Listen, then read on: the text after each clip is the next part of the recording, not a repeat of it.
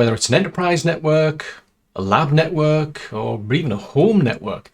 The DHCP server is just too darn convenient not to have. It's going to hand out IP addresses automatically to computers, and that's going to save you having to go around every single device manually configuring an IP address on them. But how do you install and configure your own DHCP server? Well, stick around and watch this video, because that's exactly what we're going to be doing.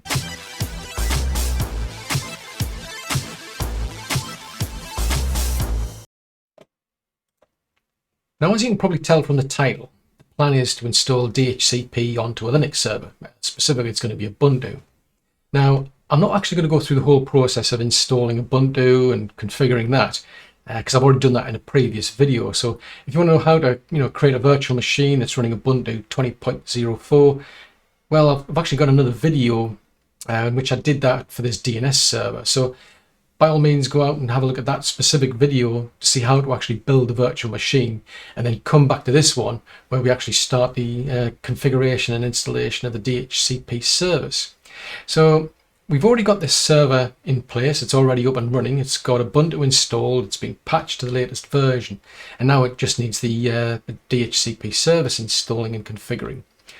But there is another couple of steps we need to factor in here, because DHCP, well, when a computer doesn't have an IP address, it's operating at layer 2. There's no way it knows, who the DHCP server is out there. So what it does, it sends a broadcast out onto the network for every single computer to hear, and in the hopes basically that someone's going to pick that up and respond. But that's a layer 2 broadcast. Now, in our case, this DHCP server is going to be used for providing IP addressing for this subnet. These are two completely separate layer 3 networks, and they're even separated by an actual firewall. So it's a case of, I need to be able to get these broadcasts from this network to this server. And that's where a DHCP Relay Agent comes into play. It gets called different things depending on the vendors. I know, like Cisco, for instance, if you've got like a layer 3 switch, you'll configure an IP helper address, because that covers more than just DHCP, for instance. But in our case, we're running pfSense as a firewall, and that has a DHCP Relay Agent that you can configure. And basically what it does, it just listens on this network, and if it hears any requests for an IP address on the network, it actually picks up that broadcast request, and then it forwards it over to the DHCP server as a unicast. Then the server sends back a reply to the firewall, and the firewall passes it over to the computer that asked for the IP address in the first place. So that's one extra thing we need to do. And the thing is then, it's a case of, because this is a firewall, I also need to allow DHCP traffic through the firewall. Now, I don't have to do it for that initial DHCP relay traffic, because it's a case of it's part of the service, if you will. But once the computer's got an IP address, it needs to talk directly to the DHCP server. It's not going to just keep broadcasting all the time. Once it's got its IP, it's going to talk to the DHCP server directly. Now, normally the firewall wouldn't allow that traffic through. It's not part of a DHCP relay service. So I do have to put in a rule to allow DHCP traffic from computers on this network to that DHCP server. So although the video is more to do with DHCP, how to install it, how to configure it, I'm just tagging this on as an extra, just so that you know, because typically the DHCP server isn't in the same network as the actual computers that you're providing IP addressing to. So first thing we need to do is install our DHCP service. Well, we're logged into our DHCP server, so it's got Linux installed, and it's had the latest updates applied. So the next thing is to actually install the DHCP service. So in this case, we'll be using the ISC DHCP server. So sudo install ISC DHCP server. Our password in. Say yes. So there's not a great deal of actual space going to get taken up by this. It's saying it's 1,865 kilobytes, so it's a very small service really, but it's extremely useful. So now that that's it's actually installed, the thing is we've actually now got to configure it, because it's installed all of the files, So it's kind of like ready to go. It's just the files aren't actually configured the way we want them to be, because I mean, there's no way they know what our network's going to be like. So the one thing I do like about this particular DHCP server is the default config files are full of a lot of good comments. They tend to be grayed out, but you just tweak them to your own specific purposes. But there is one thing I want to do first, and that is I want to restrict the interface that's DHCP can actually run on. So we'll just have a look here. So there's a file here which is isc-dhcp-server. So that's the one I'm interested in. So I'm just going to copy that because I want to make a backup first. I mean, to be honest, I'm hardly making any changes really, but it's a case of a good practice to have. So would help. Sudo, copy that. Right, so we've made a backup of that specific file. And then what I'm going to do is edit the file so that we can make a change to it. Now, technically it doesn't really matter because this is like a virtual machine. It's only got one interface anyway. But, I mean, if this was like a real network, a real life production network, typically you'd probably have a production interface, you'd have a backup interface, you'd have a management interface. And typically you would only want to run the DHCP service on a specific interface usually. So in this case, by default, it's actually running on every interface. But I want to actually restrict it just, out of good practice more than anything. So I'm going to do the same for both IPv4 and IPv6. I mean, they give you, like a good example to say, like if you've got like multiple interfaces, just separate them with a space. While there's nothing between those parentheses, it means it's going to run on every interface. So I'm just going to save that. Actually, I'll just double check that was ENS 192. I think that's the one I said. Yeah, ENS 192. Right. Okay, so that's that done. So the next thing to do is to actually configure. There's no point in trying to go to the like the DHCP, the DNS rather. I really want to go to DHCP. Right, so if we look in here, we've got a lot of files. The one that we're interested in, well, if you're going to be running DHCP for version 6, it would be that one. If you're going to be doing it for IPv4, that's the one we're interested in. These are all to do with like setting up specific things for the DHCP client. So that's when the actual computer itself has got an interface configured to use DHCP. In other words, it's trying to get an IP through DHCP, which in this case would be completely pointless basically because this is the DHCP server. Anywho, right, what we want to do is make a copy of this file. So I'll just back this up to another name. All right, okay, and then we'll edit that original file. Now this one, I think this is kind of like it's one of these things where you've got all these things commented out, and probably in production what you'd end up doing is you'd end up wiping a lot of this information anyway. It's a case of like, yeah, it's great when you're starting. It helps you understand how the service is, configured and so on. But yeah, it ends up being so long that you'd really want to sort of like delete a lot of this if you don't need it.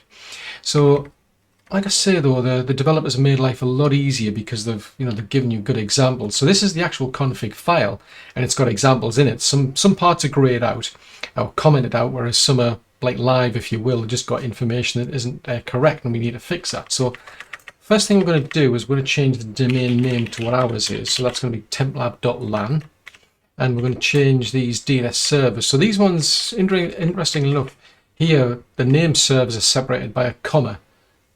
Whereas if you go back to like the actual service configuration for the what interface we're running on, it's separated by a space. So yeah, go figure.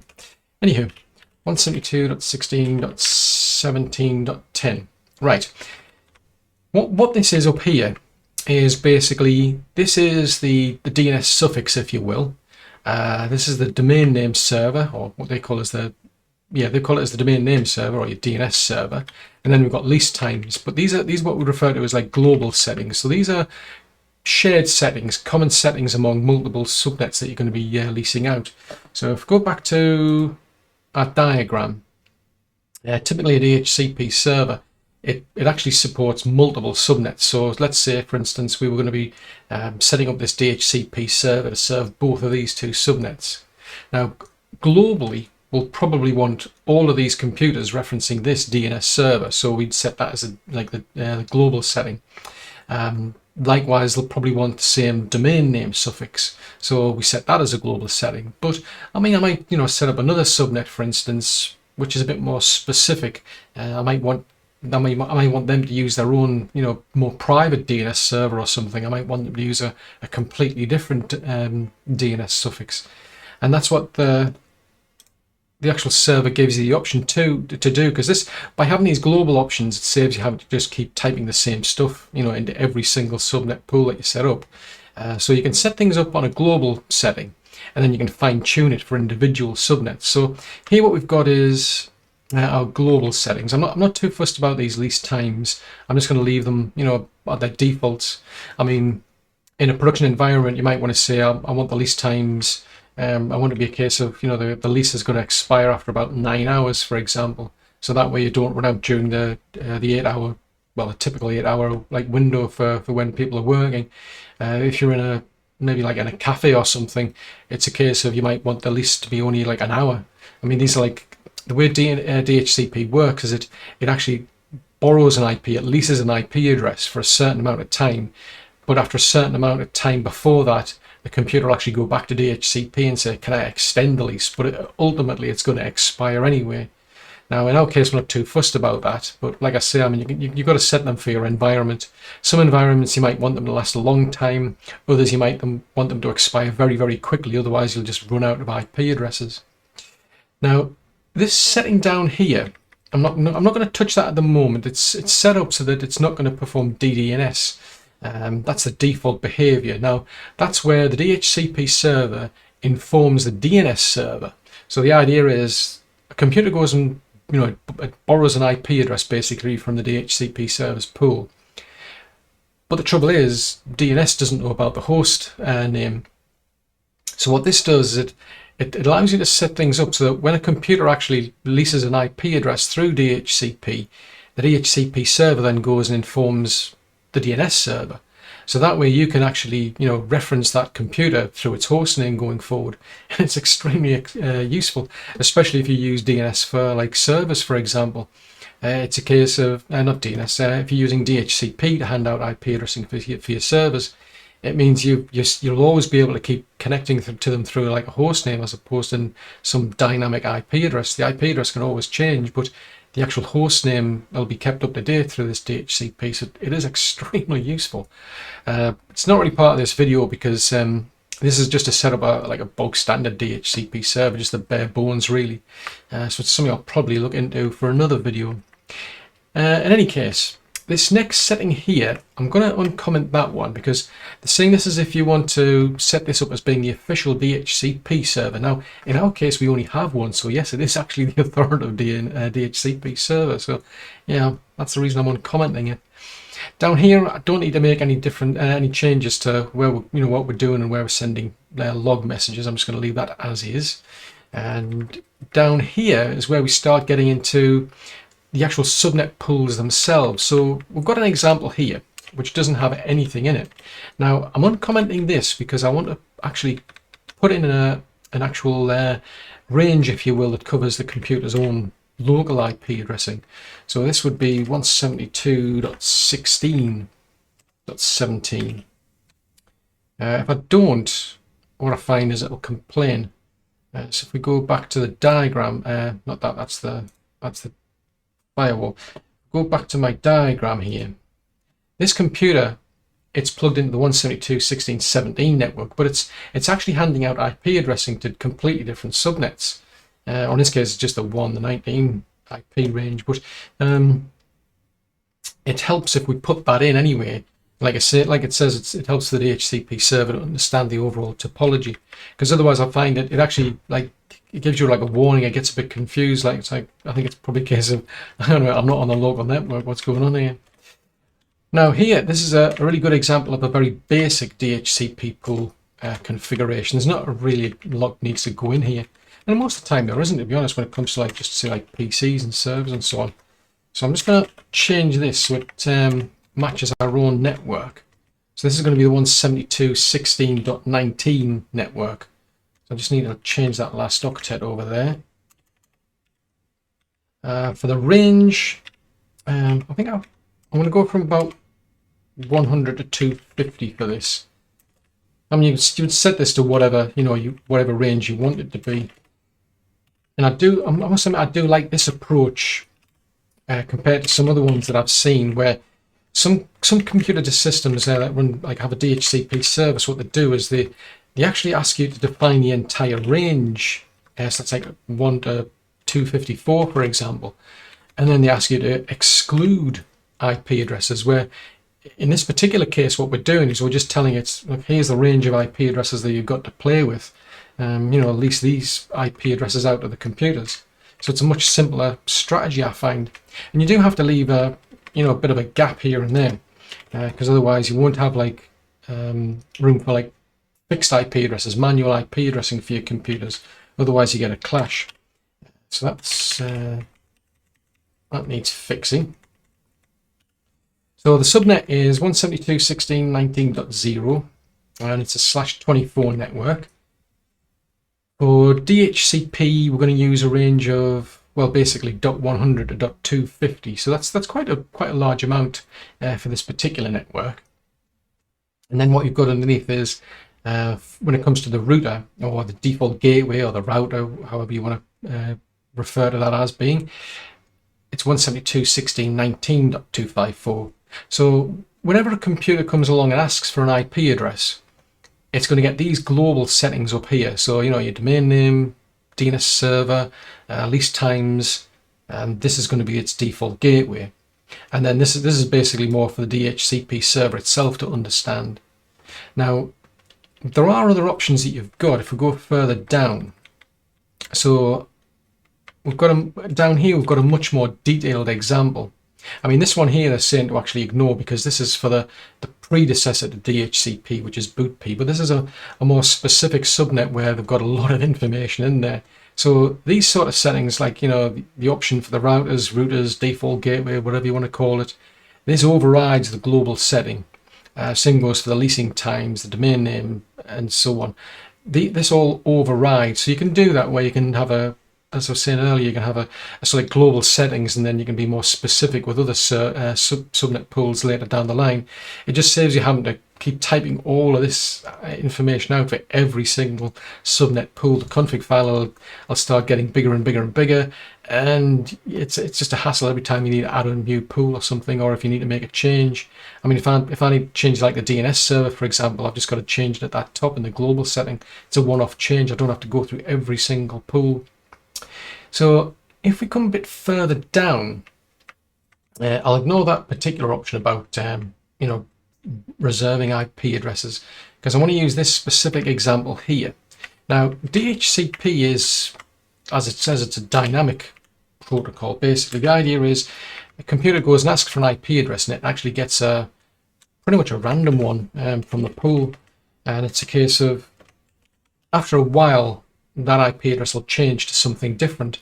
But what you can do is you can actually reserve IP addresses for certain computers, and it uses the MAC address to work out, and identify, individual computers. So what I'm just going to do is I'm just going to paste this in just to make my life easier rather than typing this all out. That needs to be PC2 as well. So what this is for is that when this specific computer comes along and asks for an IP address, it's actually going to get this fixed IP address, and it's going to get that IP address all the time. So I've got a PC, or a computer called PC. It's going to get an IP address through the pool, and that could change over time. Whereas PC2 here, which has that specific MAC address on its network card, it's always going to get this IP address. So this is more relevant when you've got like a firewall, for example, with rules, and you want to make maybe elevated privileges or something. Maybe there's a server out there you only want certain computers getting access to, for example, in which case you need to have a fixed IP address. So you can either go around these computers and manually configure the IP, or you can do this, which is to reserve an IP. and you reference them based on whatever the MAC address of the network card is, because that's what happens within DHCP. The computer goes and talks to the DHCP server, and it actually provides its MAC address.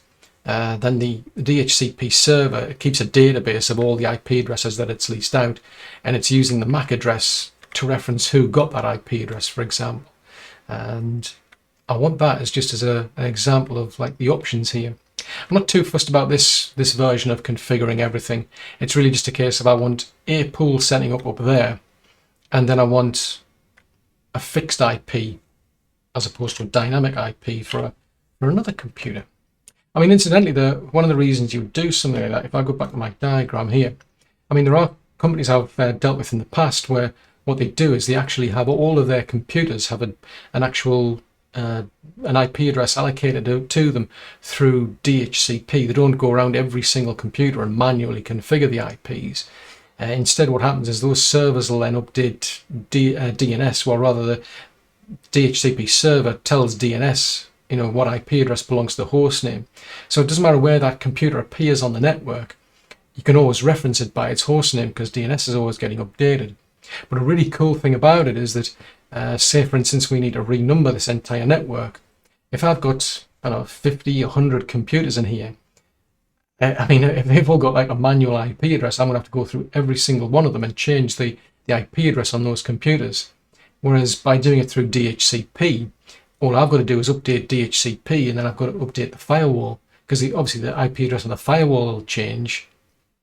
The source network, in here is going to change. And in the case of pfSense, that doesn't really matter because it references back to its own interface. It understands, what network it belongs to. So you don't actually reference the IP address itself directly. It's got a much cleverer way of dealing with that. But it means you could literally renumber an entire subnet effectively just by changing your DHCP server and IP addressing on your firewall. It makes life a breeze. Fortunately, you don't have to do it that often though. But anyway, we've now got DHCP configured. So the next thing is to actually start the DHCP server running. So it will be systemctl. So sudo systemctl, and it is ICS, I think it was. ISC, it's ISC, that's it.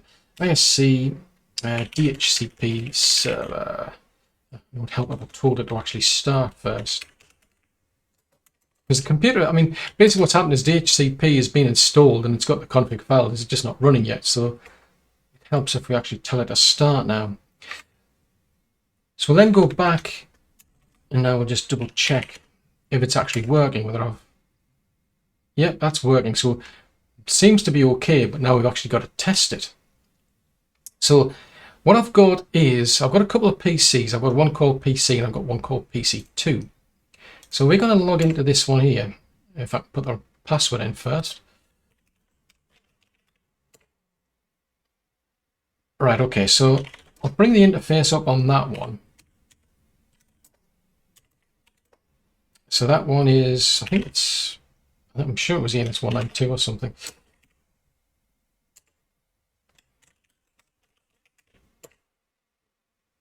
Oh, confiv. What's a confiv? Okay. And then we'll ask it what its IP address is. So that's got an IP address of 172.16.19.201. So it's leased the IP address. So that's quite easy to do. Go into here, because I mean, out of the box, these are all set up for DHCP anyway. So if we just have a bit of a look on there, so you can see that's all, there's your DNS server, there's your default gateway. That's okay, I'll just leave that, don't need that. I'll close that down.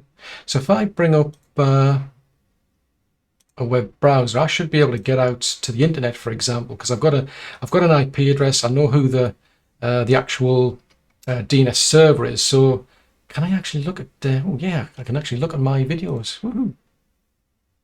That's what we've been up to so far, right? So we know that that's got an IP address and that's working fine. So the next thing is, what about what about PC number 2? This one should have an actual fixed IP address. So we'll log into this one, Now, interesting enough, that previous PC was running Pop! OS, so that's a version of Linux based on Debian. Now, this one is running Fedora, so that's based on Red Hat. But what I've found, which is interesting, is they're using similar desktop, because to me they look the same. But anyway, I'll just turn on its network card there. Just close that and see what state this one's in. So this one, yeah, it's still getting 172.16.19.10. So that seems fine. So if we ask this one, we'll try a Firefox on that one. I shouldn't make a heap of the difference, to be honest. So try YouTube. Yeah, so you can get out to YouTube on this one as well. So that's the only difference between these, is that one's getting a dynamic IP address and one's getting a fixed IP address. So it's a case of, I suppose it depends on how you want to configure it. I mean, you've got that flexibility to go with a dynamic IP addressing for everything, or with manual IP addressing, or you can do like a combination of reservations, for example. So it's very, very flexible, and it's pretty easy enough to set up. But I did have to make some slight changes, and that's to get like the DHCP Relay Agent working. But one thing actually I forgot I need to cover is, we come back to this computer. If you have a look at DHCP, it's called DHCP lease. I'm trying to remember what the command is. There's a command I need to run. The lease list. That's it. There is one slight catch here.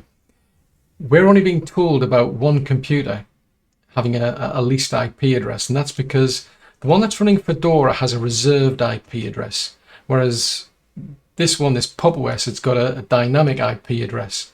So when we run that command, the computer's keeping a database of all the IP addresses that it's leasing out, and one thing that's not in there is actually these reserved IPs. So if you do reserve IPs, you're going to have to go back to the config file to check those, versus running something like this DHCP lease list to get the dynamic leasing. So this one says it's, well, in this particular case, it's valid for, just try to see what the time is. Yeah, it's not that too long, but it's yeah, it's the only way to find out, basically. I mean, you can go and look in the individual file itself if you want, but the only way to find out about the actual fixed or reserved ones is to actually go back to the actual config file.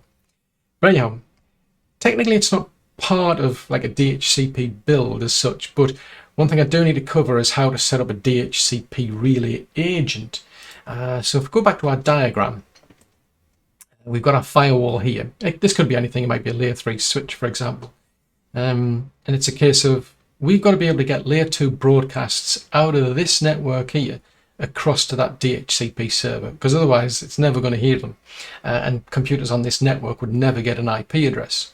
So in this case, I've actually configured a DHCP Relay Agent on the firewall. It actually comes built in, it's just not enabled by default. So just minimize the terminal there. We go across to the firewall for this particular lab. If we go to services and DHCP Relay, that's what it looks like by default. So it's not automatically enabled. So I think the way that they set this sort of thing up is, the expectation is, I mean, it's got its own capabilities of running DHCP. If you want, you can run this as a DHCP server, but I'm just running it primarily as a firewall. So this is by default turned off, but we need to turn it on. Then what you need to do is pick the interfaces that you're going to be listening on. Now in our case, I only need to be listening on this one interface, but if, for instance, I wanted to do, allow DHCP on the management interface, like I've done there, I would highlight both the management and the lab 1 interfaces, but as I say, I only need it running on the one. And then you've got to give the actual firewall, in this case, a list of IP addresses for your DHCP servers. Now, in my case, I've only got one. But basically what the firewall is now doing is, as I was explained before, I think, it's a case of a broadcast. You get a layer 2 broadcast gets sent out on this network, and the firewall is now just listening on this interface. And what it'll do is it'll actually unicast that over to this server, and the server will then send it back. Now, the way that the DHCP server knows what IP address ranges it can hand out is because the firewall is actually including its own IP address in that specific pool. So it's telling the DHCP server about this 172.16.19 network. So that way this DHCP server knows it's got to go to its DHCP pool for 172.16.19, pull out an IP address from that. It'll send that back to the firewall, and then the firewall will send it back into the network. Now, there is one other thing you do need to do, because by enabling that DHCP relay, that's it. There's nothing else as far as DHCP relay is concerned. You don't have to set up any firewall rules for that, because the firewall itself is listening, so it expects to be able to let that sort of traffic in anyway. Well, it doesn't actually let it through as such, it's just sitting listening. But once an actual computer's got an IP address, what we do have to do is we have to set up a rule for DHCP. Otherwise, once the computer's got an IP address, it's going to want to talk to the DHCP server to be able to renew that IP, for example. So up here, I've configured a rule right at the top. It's right up at the top of the list because I've got a list down here to block access to all other private networks, for example. I've got one that allows computers to talk to the DNS server, and this one's to allow it to talk to DHCP servers. So we're allowing UDP traffic from that specific network, if you will, that's sourced from port 68 and going to these specific servers. Now, in this case, there's only one server anyway, but I like to set up these aliases because it means I can change the alias, I can change the IP address of the DHCP server, I can add more, and I don't have to touch the rule itself. It's less likely for things to go wrong if I do it that way, and it's much more flexible, I find. But anyway, we're allowing UDP access from port 68 at this moment of 172.16.17.12. and to port 67, because that's how DHCP works. The sender is sending traffic from port 68 and it's sending it to port 67. So that rule's just sitting there right at the top to deal with when the DHCP leasing needs to be renegotiated effectively. But it means that I've now got a DHCP server in this network. It's all set up to hand out these IP addresses, and we've tested it. It's working all tickety-boo. I mean, there are other things you can put into DHCP servers. I mean, go back to that config. Well, go back to this one here. This is basically just like a bare bones config that I've copied and stored, because I'll save that for notes. I'll put this all into the description and what have you, so you'll know what sort of things to put in there. But you can add all sorts of options in here. I mean, there's like IP telephones, for example. They'll want to know what computer do I register with, or rather PBX, I should say. They want to know what to register with so that they can get their config files, so they can get their information like the TFTP server, for instance, to pull their firmware images down and so on, because you don't want to go around every single telephone manually configuring that sort of stuff. It's all done through DHCP. It makes the whole thing dynamic. So there's lots of other options you can put in there. There's a lot of reserved numbers in there. This one's just referencing this option routers, or routers if you prefer, to mean the default gateway. But there's tons of options out there that you can add into DHCP. The DHCP server doesn't care. It ultimately depends on the endpoint. It knows it's looking for a certain option number, and when it sees it, it uses that. But overall, I must admit, it's a pretty easy server to configure. Every time you want to add a new pool, you just basically create a few more lines in it. Every time you make a change, you're going to have to reboot this and get well, not the computer. You're going to have to restart the service to get that change to take effect. But it's very easy service to set up and extremely handy. Well, thanks for making it to the end of this video. I really do hope you found it useful. If so, then do click the like button and share, because that encourages YouTube's algorithm to suggest it to other people who might find it useful as well. If you're new to the channel and you'd like to see more content like this, then do subscribe. Just remember to click the little bell icon though, that way you'll get notifications when I send new content out. If you've got any comments, any suggestions, if you want to leave any feedback at all, please post that in the comments section below. And if you'd like to support the channel, I've left links to both Patreon and PayPal in the description below. But above all, thanks very much for watching. I'll see you in the next video.